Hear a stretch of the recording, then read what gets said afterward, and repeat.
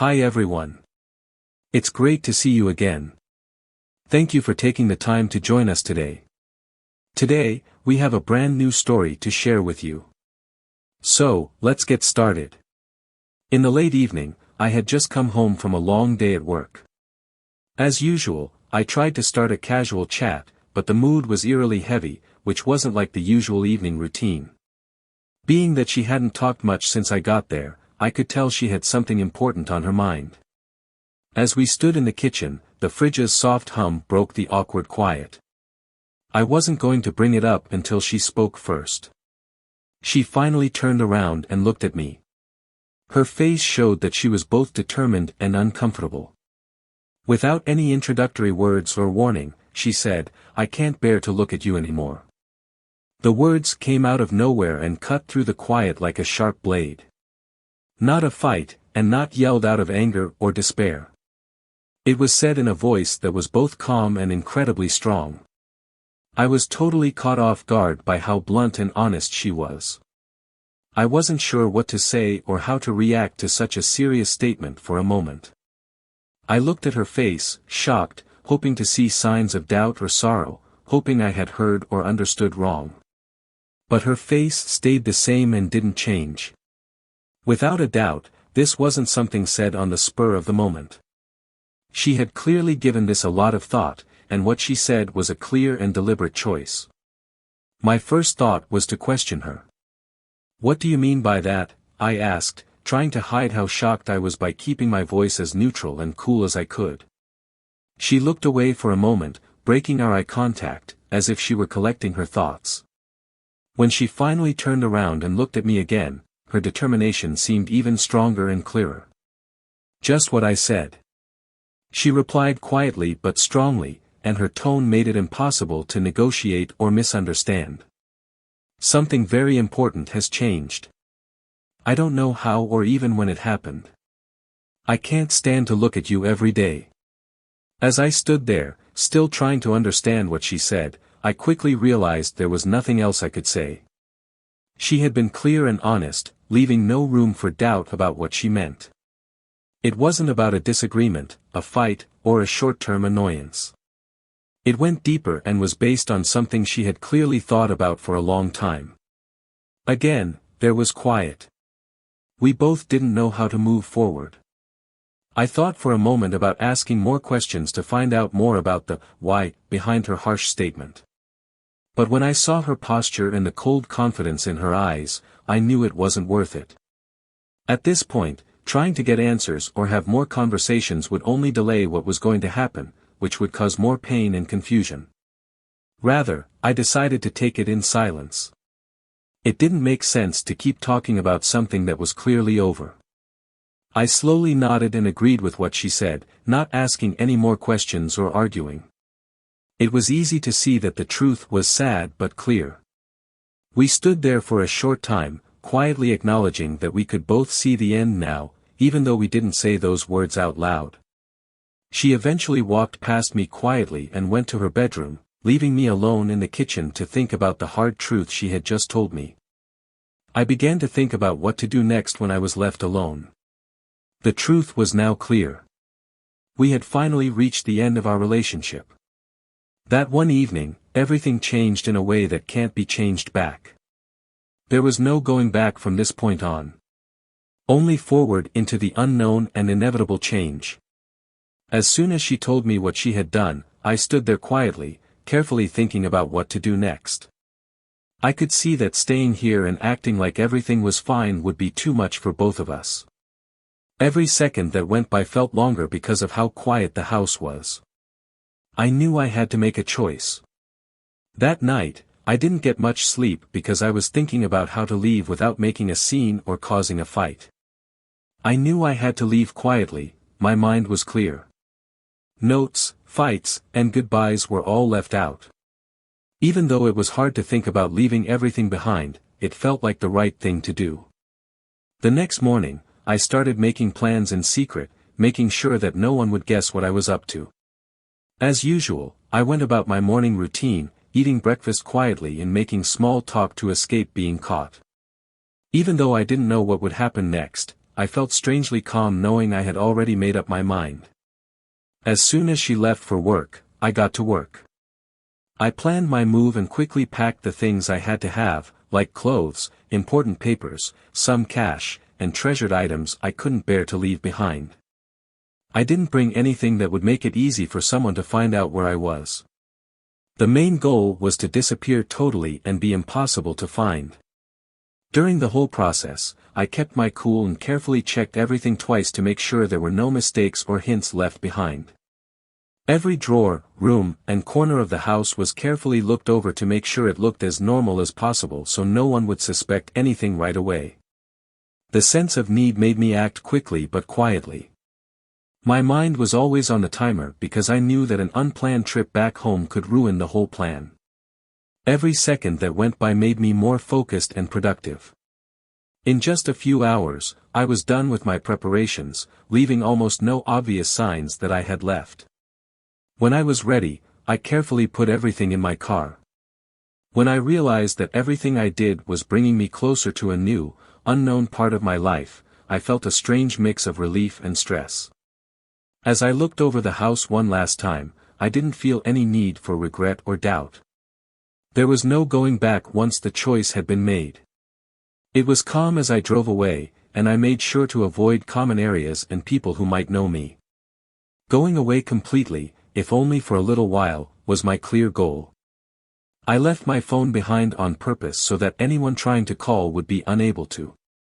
Talking to each other would make the separation harder and make my choice less clear. As I drove farther away from streets and buildings I knew, my stress slowly went away. It seemed like she would figure out I was gone at some point. By then, though, I planned to be far enough away from my old life to start over somewhere new. I finally got to a quiet town a few hours away. It was small enough for me to stay unknown, but big enough for me to fit in without being seen. I quickly booked a temporary room at a simple hotel, paid in cash, and avoided any interactions that were not required. My simple goal was to blend in, stay unseen, and start getting used to this new world. That night, when I was by myself in a place I didn't know, I felt incredibly relieved. The hardest part, leaving for the first time, had been done smoothly. All I had to do now was change and stay disciplined to keep my identity secret. There would be no more chances or second chances. I could no longer live the life I had known. In front of me, I could only see the uncertain road of starting over. As soon as I got settled in the hotel, I knew that keeping a low image was important to my plan. The initial sense of relief slowly gave way to the truth of being by oneself in a place they didn't know. I didn't give myself much time to think about it, though. Instead, I quickly set up a simple daily routine that would keep people from noticing me. Every morning I got up early and quietly left my hotel room, passing for a local as they hurried to work or run their daily tasks. I started to get to know the town streets, shops, parks, and markets by walking around it. I paid close attention and learned the fastest ways, the busiest times, and the places I should stay away from. My main goal stayed the same, to blend in with this new surroundings without drawing attention to myself. Back home, people must have already been worried when I suddenly disappeared. I knew that my wife would find my absence strange at first and might even be scared. But I couldn't let the thought of how she would respond take my attention away. Instead, I stayed completely focused on keeping my new identity secret. As the days turned into weeks, I became more used to where I was. I paid cash for a small flat in a quiet area on the edge of town so there would be no records of my address. The landlord barely asked any questions, he could tell I wanted private and didn't bother to violate it. It was the perfect plan because it kept me alone without making anyone suspicious.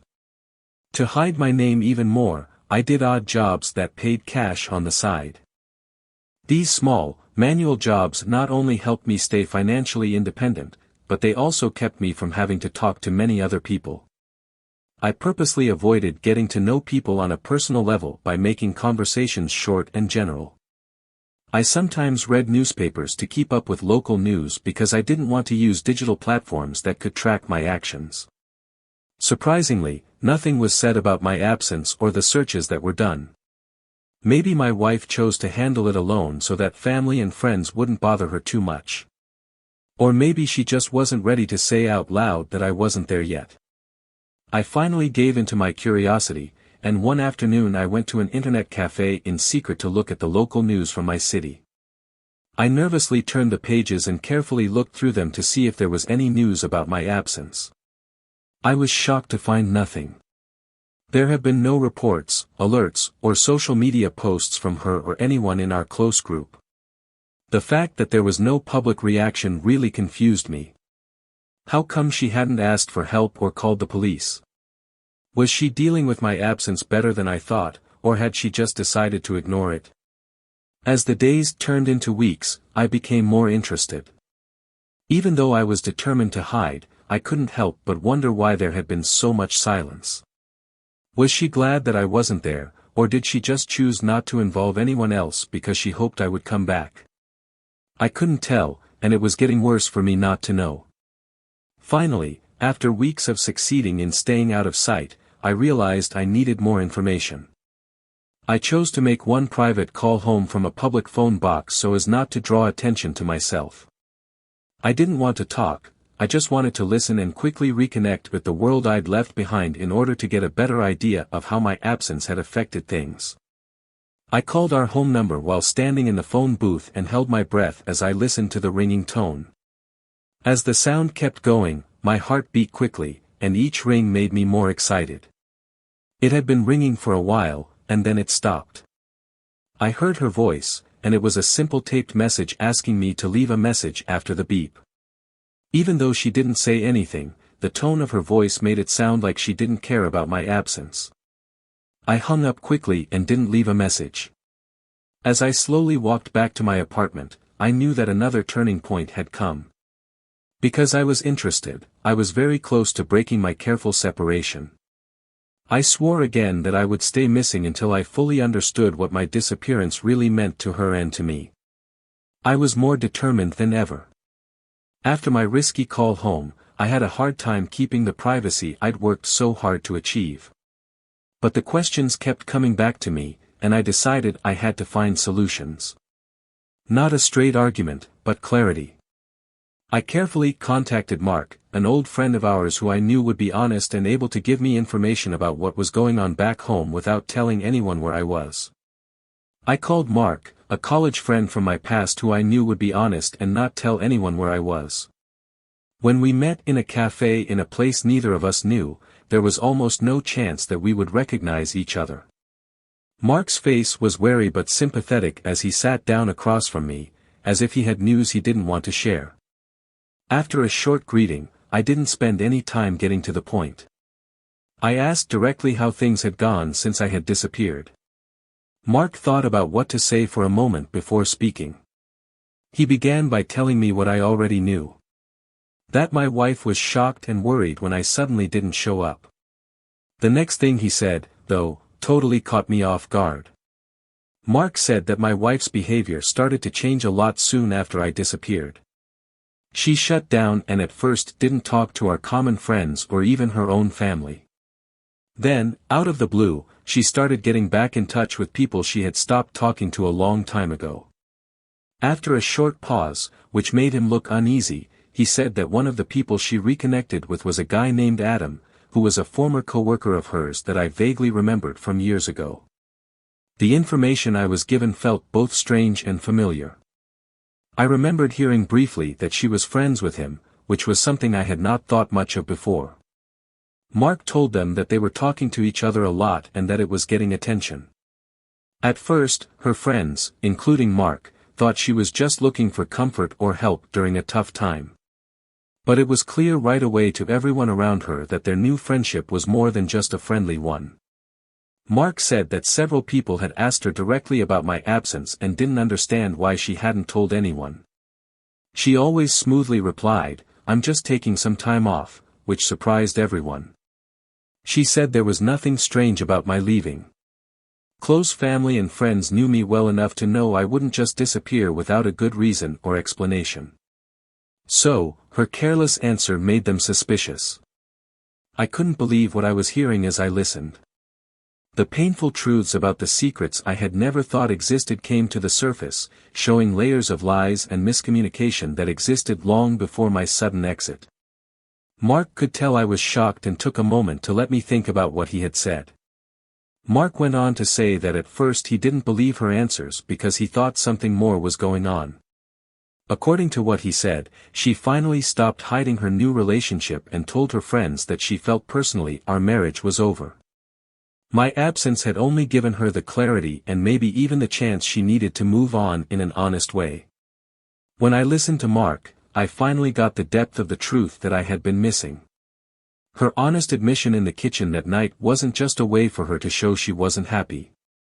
She said it out of guilt and a desire to be free from the relationship she had already mentally left behind. Mark's statement made everything very clear to me. This new knowledge, even though it hurt at first, helped me see our relationship and my absence in a different light. The truth that I had been avoiding was now clear to me. Our marriage hadn't fallen apart when I disappeared. In fact, it had only shown the cracks and secrets that were already there below the surface. I thanked Mark for being honest and keeping my secret, and I left the cafe that afternoon with a stronger resolve. What I had been wondering and not sure about for weeks finally made sense. Our relationship ended because of real problems. Now that I knew this painful but necessary fact, I knew exactly what I had to do next. After months had passed since that tough talk with Mark, my life slowly fell into a new, steady routine. I was used to being alone and had set up a daily pattern that kept me busy and out of sight in this new city.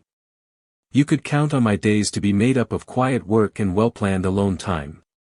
I tried to stay away from places or people that reminded me of my past. One afternoon, though, my carefully built anonymity was suddenly broken. I was strolling through a busy market, looking at the stalls that were selling fresh food and handmade goods from the area. My mind was wandering, thinking about nothing in particular, when all of a sudden, I saw her clear figure in the crowd. My body automatically froze, and I felt a rush of adrenaline. It was strange to see her there, out of the blue, in this strange place far from home. She was quietly looking at things at a vendor's stand. My first thought was to leave right away to escape a confrontation or being found out. But there was something that made me stay, hidden among the other shoppers, and carefully watch her. As I quietly watched, I saw changes in her behavior that were small but clear. She didn't look like the woman who had yelled at me in our kitchen. She looked calmer. I wasn't expecting to see a sense of peace or acceptance in the way she looked. My interest grew, which drew me closer, even though there were risks. I watched her engage with vendors and other shoppers as I moved quietly through the crowd. Her smile was real, and she laughed easily at the small jokes that sellers told. She seemed comfortable going through the market by herself. Watching her in this way, away from the stress of our shared past, was both strangely comforting and deeply disturbing. Then, almost without fail, our eyes met. For a short but intense moment, she fixed her eyes on mine. She instantly recognized him, and her eyes widened a little before quickly calming down again. I thought about running away right away and slipping into the crowd before either of us felt like we had to do something. Still, I couldn't move because I was interested in what would happen next. She walked slowly up to me, sure of herself but still being careful as she made her way through the busy market stands. We didn't say anything right away when she finally stood in front of me. There was less noise and movement around us, and all that was left was the strange, quiet intensity of our surprise meeting. The silence between us was finally broken when she said softly, "You seem fine." I replied simply, "I am." I kept my tone neutral because I didn't know where the talk would go next. She paused for a moment, making it clear that she wasn't sure what to say next. Then she spoke again, and this time she was surprisingly honest. "I didn't think I'd see you again. I really didn't know if I ever wanted to. But now that I see you here, I know there are things I need to say." I was shocked by how open she was. "What?" I asked carefully, interested but wary. She let out a soft sigh and looked away for a moment before returning her attention to me. Everything changed a lot when you drove away. I will say that at first I felt relief. But the longer you were gone, the more I realized I was wrong. From a distance, I could see how badly I'd handled everything. As I carefully listened, I felt a wave of relief and confusion that I hadn't expected. After hearing everything Mark had to say, I wasn't expecting this statement. Still, her words seemed real and honest. It was the first time since we broke up that I could see real regret in her face. She quickly added, "I'm not saying this to ask you to come back." She could tell I was being careful. "I just had to tell you. I needed to be able to say sorry in person, without any expectations." Her honesty surprised me and eased some of the stress I had felt at first. We stood still for a moment, taking in this strange meeting in the middle of the busy market. Finally, I gave her a small nod to show that I understood she was being honest and sorry. Kindly, I said, "Thank you. I like that you are honest." She gave a soft smile, and you could see that she was feeling better. "Take care of yourself," she whispered as she slowly turned away and disappeared into the crowd. I was left standing alone again, thinking quietly about this completely unexpected event. After that chance meeting, I thought about everything she had said for days. My daily routine went on as normal, but I couldn't stop thinking about things. Her apology and willingness to be honest made things clearer, but they also made me think about the next steps I should take. I knew it was finally time to decide what would happen in the future. Don't run or hide anymore. I was determined, so I started making plans for how to properly break up with the past. I quietly called a lawyer to make sure that the formal process could begin without me having to go back to our hometown. We felt that this legal step was important to clear up any questions about our relationship and end an emotional chapter that had been closed for good. As the court process went on in the background, I slowly got back in touch with parts of my life I had put off for a long time. I carefully formed new friendships in my new town by letting myself get to know people. Slowly, my world started to grow beyond the lonely life I had chosen before, making it possible for a real fresh start. After weeks and months, the papers finally came through that confirmed our breakup was legal. It was surprisingly freeing to see the formal result written down. It was not only the end of the legal matter, but also an emotional one. It let me fully accept the new life I had been slowly building. Soon after, I made the decision to make one last, required, quiet trip back to my hometown to take care of any unfinished business. But I wasn't trying to start a fight or make peace. For me, it was about finally shutting doors that had been slightly open for too long, so I could move on without any questions or regrets. When I went back to town for a short time, I saw how much had changed, or maybe how I had changed. Even streets I knew well felt strange, and places I used to feel at ease now seemed far away. I dealt with real issues quickly and effectively by avoiding encounters that were not necessary. As I sat alone in a small cafe I used to visit on my last night in town, I heard a quiet voice that made me look up. She was there, standing still next to my table. I wasn't scared or anxious, all I felt was a quiet recognition of the fact that we both lived in the past and are living in the present. She asked if she could join me for a short time, and I said yes with a simple nod. As she sat across from me, her face stayed calm and peaceful, but also deeply serious. She spoke first, in a soft but clear voice. "Hearing that you were only in town for a short time made me want to see you again before you left, but this time on purpose and not by accident. I really want you to know that I'm happy for you."